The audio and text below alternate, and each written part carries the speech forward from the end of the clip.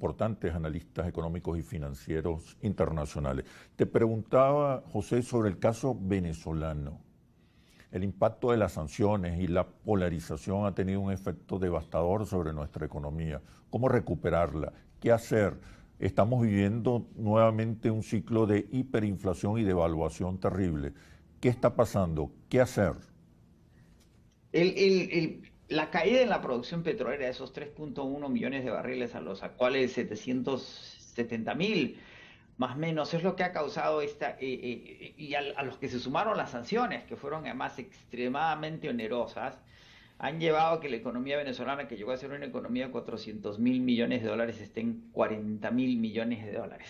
Y recordemos que en el pico de la producción, el petróleo ya había dejado de ser el motor fundamental de la economía venezolana. Su parte más representativa llegó a un nivel del 45-48% del Producto Interno Bruto, y se fomentó la diversificación industrial venezolana. El problema es que esa diversificación industrial estaba subsidiada por un tipo de cambio más o menos estable y más o menos sólido que generaba el ingreso petrolero. Cuando colapsa el sector petrolero, toda la economía entra en un proceso de colapso y se suma a eso, o es parte de eso, el conflicto social y político y las tensiones internacionales que hemos vivido en Venezuela, más o menos en los últimos 10 años. Hay que recordar, sin embargo, Oscar, que el conflicto es lo que genera nación, el conflicto es lo que genera progreso.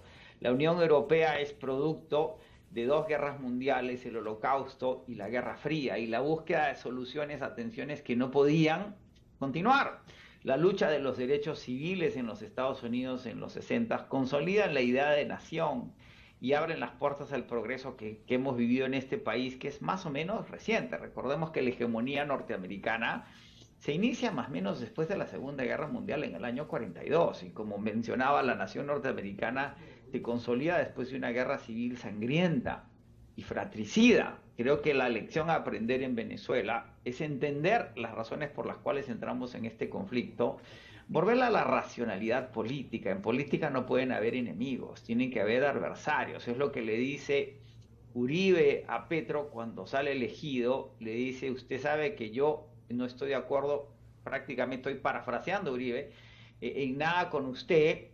Sin embargo, lo felicito, presidente Petro, y me sumo a sus esfuerzos porque ambos somos colombianos. Ese Twitter de Uribe cambia toda la temperatura política colombiana y posibilita la gobernabilidad de la administración Petro, que entra de nuevo en sus propios conflictos y sus propias contradicciones, como debe ser en cualquier proceso político en cualquier parte del mundo. Las lecciones deben ser muy claras, y además en la Venezuela poschavista, madurista, posmadurista, como se quiere llamar, tiene que haber un claro entendimiento que ya no se puede desincorporar lo incorporado.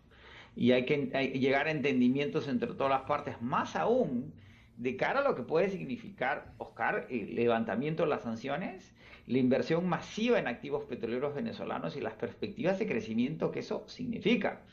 Cómo modificamos los comportamientos del pasado y cómo utilizamos esa nueva solvencia, ese nuevo ingreso, ese nuevo progreso para construir mejores sociedades. Ese es el mismo reto que tenemos en el Perú.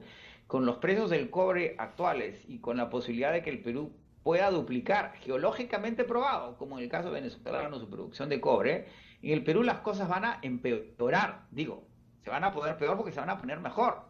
¿Qué hacemos con ese ingreso que solo crece y crece y crece? Y con una solvencia en el Perú, a diferencia de Venezuela, que es inmensa. El Perú es el país más solvente de América Latina, y sin embargo, las tecnocracias y las élites peruanas se resisten a invertir esa solvencia en el desarrollo del Perú. Esa es parte del conflicto. Por eso la gente quiere inclusión, quiere que esa solvencia se utilice adecuadamente, no que se gaste, sino que se invierta. Ese es el reto que tenemos en toda América Latina, y además prestar atención. De ahí que hay que desideologizar de alguna forma los reclamos sociales y tomar en cuenta que los sectores conservadores también tienen necesidades, también tienen aspiraciones, y que también deben ser incluidos. Lo que sucedió en los Estados Unidos y lo que está sucediendo en este país después del asalto al Congreso del 6 de enero de hace un par de años.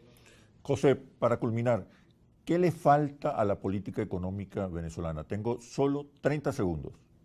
Las medidas implementadas en los últimos años son absolutamente racionales y es lo que se tenía que hacer. Sin embargo, la cuenta de capital en la balanza de pagos está seca por el problema petrolero y por el aislamiento de la nación. Es imprescindible llegar a los acuerdos que permitan retomar la relación con los multilaterales para reestructurar la deuda y que esa cuenta de capital se vuelva a alimentar, uno, con los acuerdos de México, dos, con la producción petrolera, tres, con la asistencia de los multilaterales.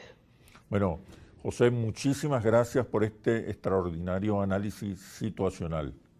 Espero verte Gracias pronto, siempre. espero verte aquí en vivo pronto.